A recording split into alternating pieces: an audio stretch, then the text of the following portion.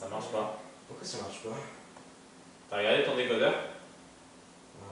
Ah mais il s'est pas allumé. Il y a quelque chose de grillé. Hein. Oh, va falloir le démonter alors. Bon bah allez, c'est parti. Ça a l'air compliqué, on comprendra jamais rien là-dedans. Hein. Oula, c'est chaud ça. Ah ouais, puis regarde, c'est bombé dessus. Attends, je crois que je sais ce que c'est. Je vais vous présenter le fonctionnement du condensateur. Tout d'abord, le condensateur est un composant électrique qui permet de stocker l'énergie électrique. On le représente ici par ce schéma. Il est composé de deux armatures conductrices telles que le cuivre ou le zinc, qui sont séparées par un isolant tel que l'air sec, le papier kraft, le polystyrène ou le mica. On remarque ici la borne positive et la borne négative.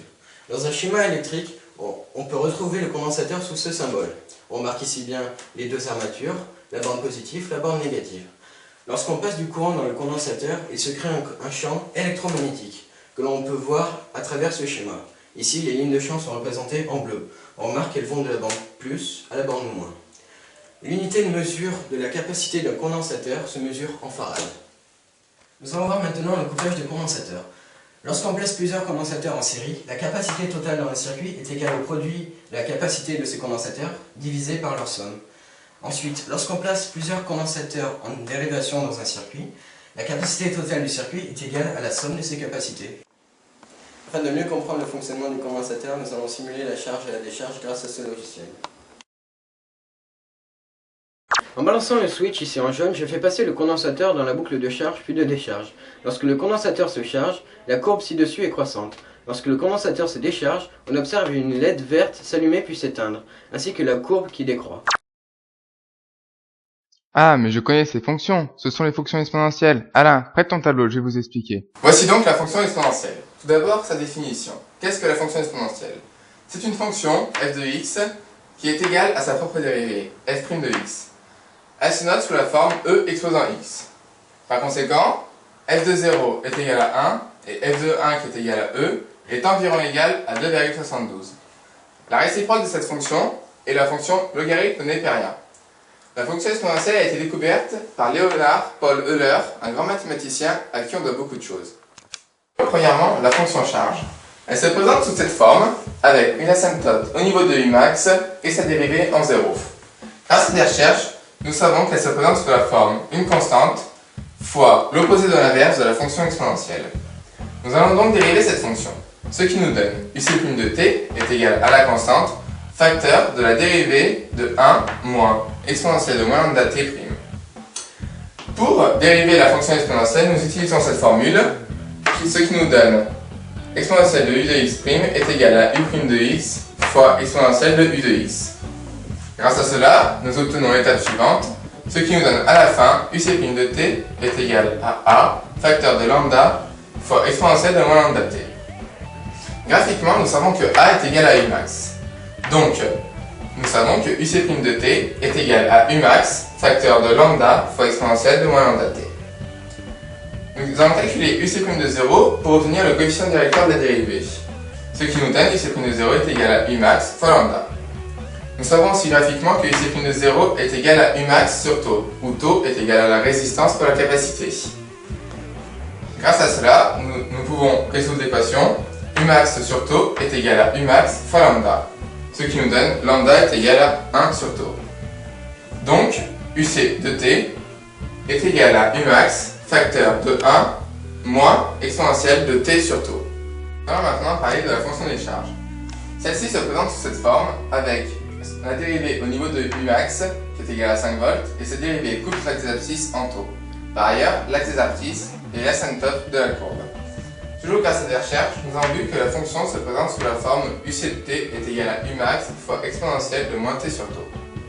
Nous allons donc dériver cette fonction, ce qui nous donne uc' de t est égal à Umax fois la dérivée de exponentielle de moins t sur tau.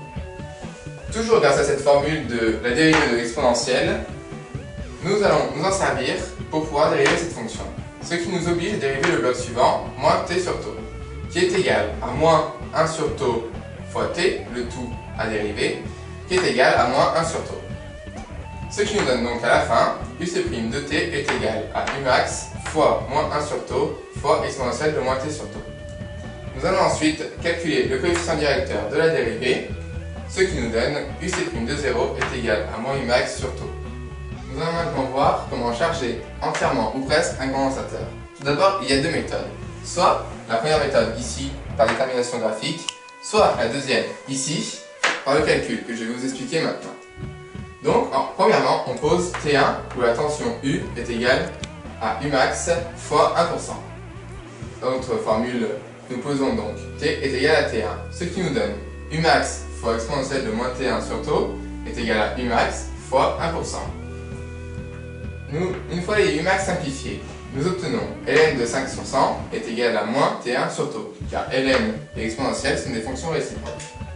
Nous avons ensuite donc T1 est égal à taux fois ln sur 100, car nous avons changé les signes, ce qui a inversé l'équation. Et nous arrivons donc à T1 est égal à taux fois ln de 100, ce qui nous donne environ 5 taux pour charger entièrement ou presque notre condensateur. Maintenant, nous savons que plus la capacité est grande, plus le condensateur mettra du temps à se décharger. Ainsi, les condensateurs doivent avoir une capacité très grande pour s'approcher au plus près possible des accumulateurs classiques.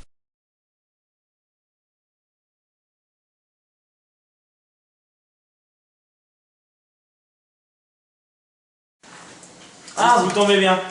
J'ai trouvé un truc sur les condensateurs. C'est nouveau apparemment. On va regarder. Oh là, 700 farad, 2600 farad. Et ouais, c'est les super Voilà. condensateurs.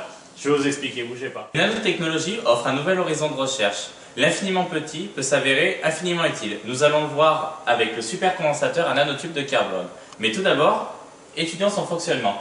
La capacité égale à la permittivité absolue, c'est-à-dire la permittivité du vide fois la permittivité de l'isolant, multiplié par la surface des armatures en mètres carrés, divisé par la distance entre les deux armatures. Ainsi, le supercondensateur devra avoir un isolant plus perméable aux charges électriques et une surface de contact avec les charges beaucoup plus élevée pour pouvoir stocker plus d'énergie. Nous avons ici le schéma d'un supercondensateur. Nous retrouvons la bande moins, la bande plus, l'isolant et, à la place des armatures, les nanotubes de carbone. Les nanotubes de carbone permettent d'augmenter considérablement la surface par rapport à les armatures classiques. En effet, une armature classique a une surface en deux dimensions. Les nanotubes, qui sont des cylindres, permettent de passer à la troisième dimension. Sur les prototypes actuels de supercondensateurs, la membrane séparatrice est remplacée par de l'oxyde d'aluminium qui a une très forte permittivité. Nous voyons ici un prototype de supercondensateur à nanotubes de carbone fabriqué par une institut américaine. Le supercondensateur pourra offrir une alternative aux accumulateurs actuels. En effet, sa charge est rapide et peut se répéter un nombre infini de fois. Le supercondensateur pourra être utilisé dans les appareils high-tech, dans les démarrants de voitures et enfin dans les tramways. Ainsi, le supercondensateur pourra faire partie de la vie de tous les jours. Mais la fabrication de nanotubes de carbone reste encore très chère. Ah, bah on va enfin pouvoir voir notre émission. Pas trop tôt quand même, hein. Ouais. On aura fait des choses quand même. Hein. Ah. Bah, ça me dit quelque chose ça. Ouais, pareil. Le professeur Liu Xinshou travaille lui aussi sur une application des nanotubes de carbone. Mais Et ce sont leurs propriétés. c'est ce que je vous ai expliqué. Mais ouais. Comme nous avons pu voir bleu. Presque. C'est bon? Non. Trahi par nos intérieurs. Je vais vous expliquer le condensateur.